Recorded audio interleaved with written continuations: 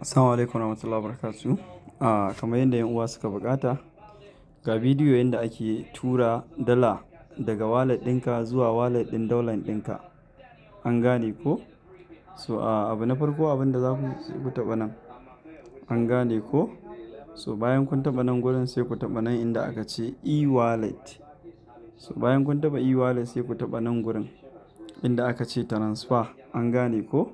To sai ku taɓa transfer kamar yadda kuke gani. So a nan gurin sai ka zo sai ka sa ID ɗin wanda za ka tura ma kuɗin. Ma'ana dalanka da yake e-wallet ɗin nan kai ka san adadin abin da za ka tura mai. An gane ko? So tun daga kan ko guda nawa dai za ka iya tura, a ce 5, 10, 20, 50, 100 duk inda za ka tura. An gane ko? So ban dai taɓa jarraba ƙasa da 5 ba. So mutum zai iya jarrabawa. So ga nan amount sai ka sa yawan abin da za ka tura mashi. Nan kuma password ɗinka ne, transaction password wanda in kana activation kake sawa. An gane ko?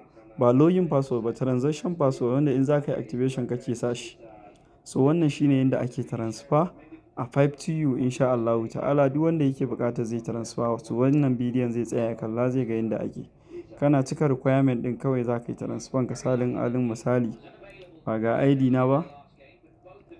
Misali, kun ga wannan shine ID na. So nan gurin misali sai in ce 50. Kun gani? So kun ga na sa nawa, na sa abu uku nan. Na sa ID nan, na sa amount ɗin da zan tura nan.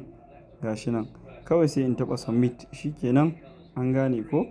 Kana taɓa submit zai nuno maka sunan wanda za ka turawa. An gane ko?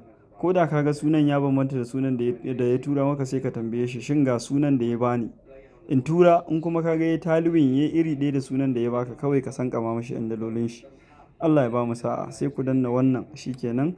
You are sure kana taɓawa kuɗin zai tafi. Wannan shine. Allah ya datar da mu.